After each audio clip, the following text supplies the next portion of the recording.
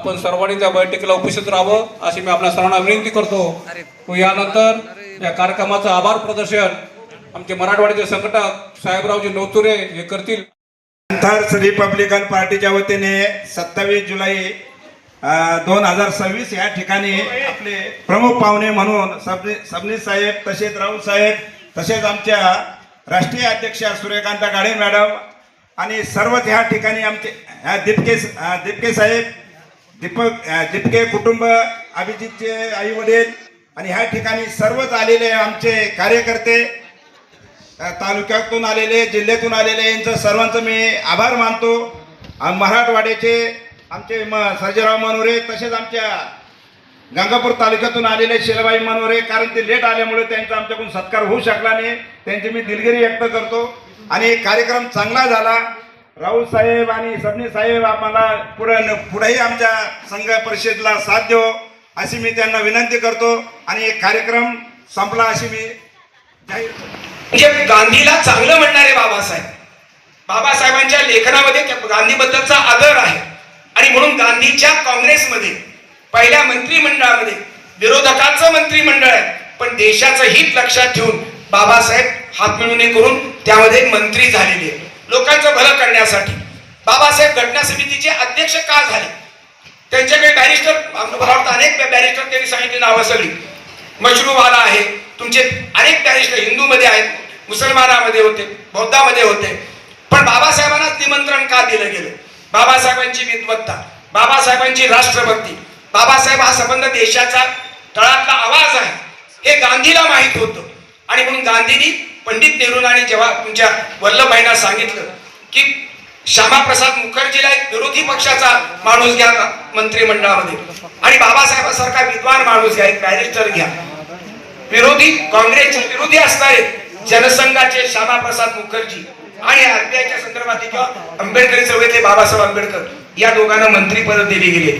या भारताचं भविष्य घडावं म्हणून संविधान समितीचे अध्यक्ष बाबासाहेबांना केलं, जे संविधानाच्या वरती माझा देश आणि आपण सर्व सुखानं झोप काढतो आहोत. पण बाबासाहेबांनी निर्माण केलेल्या संविधानाचा चोळामोळा करणारी ही राजवट, अशा प्रकारची राज्यव्यवस्था जर जन्माला आली असेल आणि दीपिके सारखा क्रांतीवीर पुढे जात असेल तर आपण मागे राहून चालणार नाही. आता मरगळ संघर्षाचं युग पुन्हा सुरू झालेलं आहे, पण संवाद विसरता कामा नये. आमचा संघर्ष विद्रोही जरूर असावा, पण विवेकावर आधारलेला असला पाहिजे. आणि म्हणून विवेकी विद्रोह ही चळवळीची मुख्य खूण आहे. विवेकासाठी विद्रोह, केवळ विद्रोह जर मोकळा असेल, हानिकारक असेल, हिंसक असेल तर तो वाहन असतो आणि हिंसक विद्रोह बुद्धच्या करुणेला मान्य नाही. म्हणून बाबासाहेबांनी बुद्ध समजून घेताना विवेकाची मर्यादा, मध्यम मार्ग स्वीकारला पाहिजे. शांतता, माणुसकी या दृष्टीने आपण विचार करायला पाहिजे. आणि एकोपा राहील, भारताची अखंडता, भारताची राष्ट्रीय एकात्मता ही संबंध राहिली तर भारत महासत्ता होईल. विश्वगुरु मोदी सारखी माणसं होत की न होत, भारत हा मुळातच विश्वगुरु आहे. कारण भारतामध्ये जैन जन्माला महावीर, अहिंसेचा जप करणारा, भारतामध्ये करुणेची संबंध सूत्र बांधणारा आमचा बुद्ध जन्माला आला. भारतामध्ये पहिली लोकशाही निर्माण करणारा बसवेश्वर जन्माला आला. भारतामध्ये आमचे कॉम्रेड पानसरे, नरेंद्र दाभोळकरांची परंपरा आहे. भारतामध्ये बाबासाहेब फुले, बिरसा मुंडा, बाळूमामा, अग्रसेन अशा प्रकारचे अनेक लोक निर्माण झाले. आणि भारतामध्ये आता अभिजित दीपकेही निर्माण झालेला आहे. आणि म्हणून या प्रवासामध्ये आपण कुठे मागे राहता कामा नये, निराश होता कामा नये, मरगळ झटकूया आणि नवा माणूस, नवा देश, नवं राष्ट्र आणि नवं विश्व निर्माण करूया. ट्रम्प आणि इराणची भांडणे आम्हाला मान्य नाही. तुमच्या रशियाचा आणि युक्रेनचा लढा आम्हाला मान्य नाही. चीन आणि तैवानचा लढा आम्हाला मान्य नाही. हे सगळे नवे हिटलर आहेत. नव्या हिटलरची आणि आमच्या भारतातला हिटलरशाही आम्हाला मंजूर नाही. शांततावादी लोकांचा गट जगामध्ये 800 कोटीमध्ये निर्माण झाला तर नवीन अशा प्रकारचे विश्व संस्कृती जन्माला येईल, ती घालणं महत्वाचं आहे. अण्वस्त्र सगळी बंद व्हावी, विज्ञानाच्या सायंटिस्ट लोकांनी सगळी बंद करावी, शांततेच्या मार्गाने संबंध जग राहावं, एकमेकाला सहकार्य करावं, एकमेकाला सुखानं जगावं. गळा कापून जगायचं की गळ्यात गळा घालून जगायचं, हा महत्वाचा प्रश्न तुमच्या आमच्या समोर आहे. आणि म्हणून गळ्यात गळा घालून जगणं हे बुद्धांनी सांगितलं. हे महावीरांनी सांगितलं, हे महात्मा गांधींनी सांगितलं, हे बाबासाहेब आंबेडकरांनी सांगितलं. आणि म्हणून मला कुठल्याही परिस्थितीमध्ये अशा प्रकारची जी विसंगती आहे, लोकशाहीला विसंगत कृती आणि विचार मला मान्य नाही.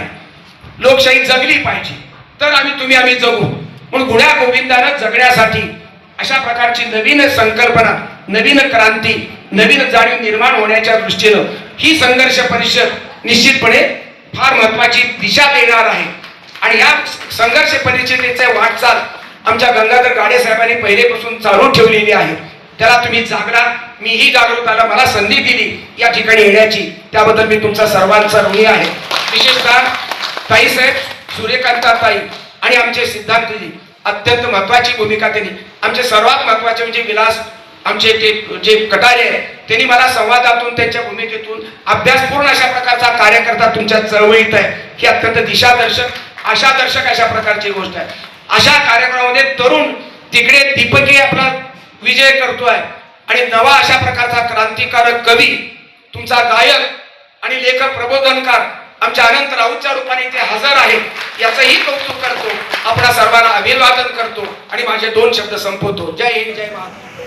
अभिजित दीपक त्याच्या आई वडीलही इथं आलेले आहेत. 8-10 दिवसापूर्वी त्यांच्या घरी जाऊन आले. त्यांना बोलले की दादा, मी अनेक संकट भोगले आहेत, गाडे साहेबांसोबत मी एवढे संकट भोगले आहेत का त्याची सीमाच नाही. काय काय त्यांनी भोगलं, काय शिष्यवृत्तीचा प्रश्न असेल, गायरान जमिनीचा प्रश्न असेल, अन्याय अत्याचाराचा प्रश्न असेल, नामांतराचा इतिहास तर तुम्हाला सगळ्यांना माहिती आहे. आणि अशा अवस्थेत नोकरीचा प्रश्न असेल आणि अनेकांना साहेबांनी नोकऱ्याही दिलेल्या आहेत. एक मिनिस्टर करू शकत नाही एवढं काम गाडे साहेबांनी केलेलं आहे, पण फार अल्पावधीत ते निघून गेले. त्याचा आम्हाला खूपच दुःख आहे. कारण तुम्हाला सांगते, गाडे साहेब अजूनही तरी 10 वर्ष जगायला पाहिजे होते.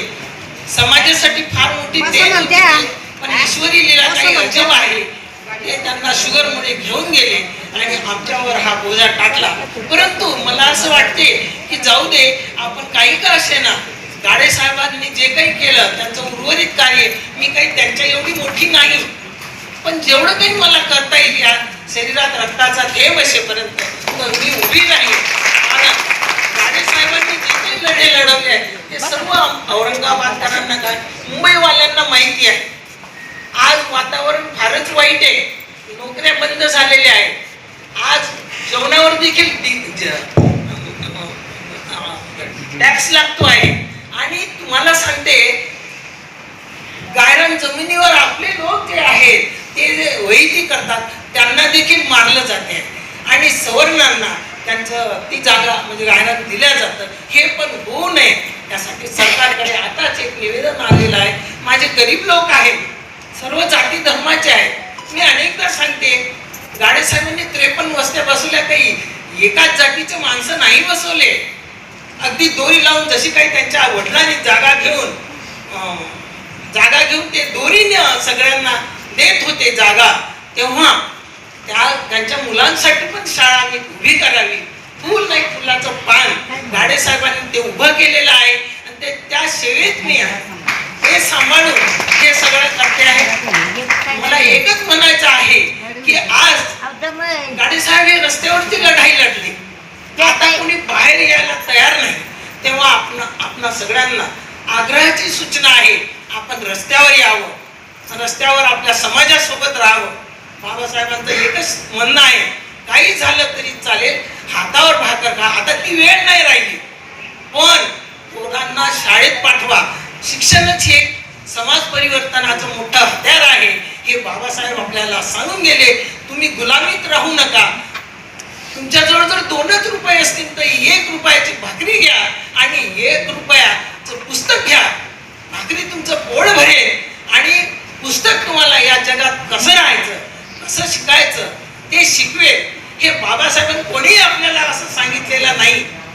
आपल्या बापांनी आपल्यासाठी समता, स्वातंत्र्य, बंधुता व न्याय या तत्वावर आधारित असं संविधान दिलं. आज ते आपल्याला कवच कुंडलं आहे. अनेक जण बाबासाहेबांना देशद्रोही म्हणायचे, पण मला माई साहेब सांगायच्या की नाही, तसं नाही. जरा काही संविधानात काही वाटलं तर रात्रीच्या वेळेस माझ्याजवळ एक चिठ्ठी ठेवायचे आणि मला आठवलं तर ते तेव्हा लिहून घ्यायचे. हे माझ्याकडे माई साहेब मला खूप जवळून चाहायच्या आणि कुठेही गेलं की मला घेऊन जायच्या. मी तुम्हाला सांगते माझ्या साहेबावर अनेक केसेस होत्या. 302 त्यांच्यावर सोडली नाही, 302 मध्येही होत्या. तेव्हा जर मला मदत कोणी जर केली असेल तर फक्त माई साहेबांनी केली आहे. आमचे कार्यकर्ते घाबरून पळून गेले तेव्हा मी एकटे होते. अशा वेळेस तुम्हाला सांगते माई साहेबांना मला सोबत राहून कशा अवस्थेत येऊन मला मदत केली. आणि गुजरातचे परमार भाई त्यांनी बाबासाहेबांवर 100 पुस्तकं लिहिलेली आहेत. ते थोर साहित्यिक होते, आज त्या दुनियेत नाही. मी त्यांच्या अंत्ययात्रेलाही गेलेली गुजरातला, ते देखील माझ्यासोबत होते.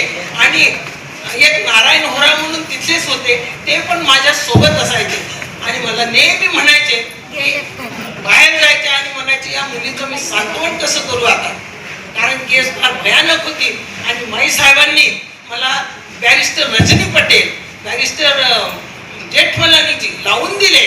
आणि हे सगळ्या औरंगाबादकरांना माहिती आहे. आणि ते माझ्या घरी आले, कोण जेठमलानी साहेब. आणि मरणाच्या आधी देखील मला म्हणाले ओ बेटी को लाव. आम्ही सगळेजण कुटुंबासह भेटायला गेलो होतो. त्याच्या 15 दिवसातच ते गेले.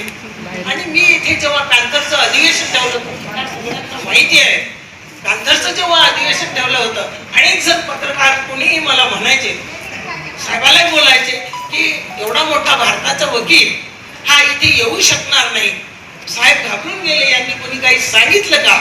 अशा अवस्थेत मला म्हणाले मी विमानतळावर येत नाही, माझी पुतळी होणार आहे. म्हटलं नाही होणार, मी जाते. मग तेव्हा माझी नणंद, मी, माझा दादा आम्ही विमानतळावर गेलो. तेव्हा अगदी वाजत गाजत जेठमलानीजींना आम्ही घेऊन आलो आणि त्यांनी माझ्या याला म्हणजे अधिवेशनाला उद्घाटक म्हणून तेच होते आणि शांततेच्या मार्गाने त्यांनी उद्घाटन केलं. 2 दिवस इथे राहिले. म्हणून तुम्हाला सांगते त्यावेळेस गाडे साहेब जेव्हा अटकेत होते तेव्हा 30 लाख फी होती, माझ्याजवळ 30 कवडे नव्हते. इतकी दयनीय अवस्था माझी होती. हे तुम्हाला का सांगावं, तुम्ही माझ्या मुलाप्रमाणे आहात. म्हणून मी कुटुंब काय असते, मी काय भोगलं ते तुम्हाला सांगायचं. आज हे वकील तुम्हाला माहीत नसतील, परंतु आजही मी त्यांच्या घरी त्यांच्या मुलाकडे जाऊ शकते. तेव्हा दादा 30 लाख रुपये फी होती, माझ्याकडे 30 पैसे नव्हते. जेव्हा मी दादरला साहेबांचं जे जजमेंट टाईप करायला स्वतःच्याच हाताने करायची, तेव्हा त्यांनी मला पाहिलं आणि गाडीत बसवलं. मला गाडीचे दरवाजे लावता येत नव्हते, अशी माझी अवस्था होती. तेव्हा इथे ऑफिसमध्ये येऊन सांगितलं की या मुलीचं काही जरी असेल तर तुम्ही टाईप करून दिले. तेव्हापासून आणि मला जाताना येताना साहेब मला विचारायचे की बाई तुझ्याजवळ तिकीटला पैसे आहे का. सर म्हटलं जेव्हा माझ्याजवळ नसतील तेव्हा मी तुम्हालाच मागेन. अशा अवस्थेत केस लढवली आणि गाडे साहेबांचा विजय झाला. त्याच्यानंतर त्यांनी मिनिस्ट्री भोगली. इथलं महानगरपालिकाही त्यांच्या ताब्यात होती. एवढं सगळं करत असताना महानगरपालिकेत अनेक लोक लावले त्यांनी. हे सर्वांना माहिती आहे, मी सांगते म्हणून नाही. आणि मंत्रालयातही काम करताना आज सगळेच त्यांचं नाव घेतात. आज 27,000 जागा ऑनलाईन भरल्यात त्यांनी. 6 महिन्यात काय करू शकतो माणूस, काहीच करू शकत नाही, मंत्रालय पाहू शकत नाही. आणि तुम्हाला एक सांगते, ते तर केलंच केलं. आणि एसटी तोट्यात चालली होती आणि ती तोट्यात जाणारी एसटी साहेबांनी तुम्हाला सांगते अगदी हे सर्वांना माहिती आहे तर नफ्यात आणून दिली. आज ते एसटीचं काय चाललंय तुम्ही बघता. म्हणून तुम्हाला सांगते ही रस्त्यावरची लढाई आहे, आपल्याला लढावं लागणार आहे. दुबके दादांनी खूप कमाल केलेली आहे, जगात त्याचं नाव गाजते. असं कुणी ना कुणी जेव्हा समाजाला उतरती काळा लागते तो कोणी ना कोणी जन्म घेतो. हा मुलगा हे आहे. मी त्यांच्या घरी जाऊन आले, मलाच कसं तरी झालं का हा कसा करेल. त्याची तब्येत बरी नाही पण स्टेटमेंट बघा, शॉर्ट बट स्वीट आहे, पण किती सुंदर स्टेटमेंट आहे. त्यांना लाजवील असे स्टेटमेंट आहे. त्याचं खरोखरी कौतुक करावं तितकं कमी आहे. आणि तो खूप मोठा हो ही त्याच्याकडून मी अपेक्षा करते आणि त्याला पुढील कामासाठी खूप खूप शुभेच्छा देते. आज इथे सर्वजण आलेले आहेत आणि सर्वांनी हे परिषदेचं काम पाहिलेलं आहे. परंतु आज मला असं वाटते की असे हे नाही आहे की बा आपला मुलगा एवढा मोठा झालेला आहे, एवढा मोठं त्यांनी काम करून घेतलेलं आहे. एवढं मोठं आंदोलन त्यानं स्वीकारलं आणि पार पाडलं. इतके लोक जमले कसे हे तुम्ही टीव्हीवर पाहिलेलं आहे, बातम्यात पाहिलेलं आहे, काय म्हणतात व्हॉट्सअप, फेसबुक या सर्वांकडे तुम्ही पाहिलेलं आहे. असं असताना आपण त्याच्या पाठीशी उभं राहावं एवढी माझी अपेक्षा आहे. या कार्यक्रमाला आपण सर्वजण आला आणि सर्वांनी आपले विचार मांडले. त्यांनी तर मोलाचं दोघाही सरांनी मोलाचं मार्गदर्शन केलेलं आहे. बाकीच्या कार्यकर्त्यांना बोलायचं होतं, परंतु मी म्हणायची त्यांना की बाबा हे असं करू नका. फक्त आपल्या राऊत सरांना आणि यांनाच बोलू द्या. त्यांचे विचार तुम्हाला ऐकायचे आहे. आपण तर केव्हाही आपलेच आहोत. आपण केव्हाही तुमच्या पुढे उभं राहते आणि बोलते. तुम्ही मला एवढंच सांगते की तुम्ही बाबासाहेबांच्या संविधानासाठी लढायला सज्ज व्हा. हे पोरं आपल्या सोबतीला आहे. जय भीम, जय भारत, जय संविधान. पदवीधरांना नोकरीची हमी देण्यात यावी. जोपर्यंत समाज जीवनात जात असण्यासारखे भेदभाव कायम असतील तोपर्यंत संवैधानिक घटकांना आरक्षण सुरू राहील. समाज जीवनातून जात व अस्पृश्यसारखे भेदभाव समाज करण्यासाठी बजेटमध्ये निधीची आवश्यक तरतूद करण्यात यावी. KG to PG सह संशोधन अभ्यासक्रमात फुले शाहू आंबेडकरांचा समावेश केला पाहिजे. फुले शाहू आंबेडकरांचा समावेश केल्यास केंद्रीय राज्य विद्यापीठात शिकवणे बंधनकारक केले पाहिजे. भारतीय सारख्या स्वायत्त संस्थांनी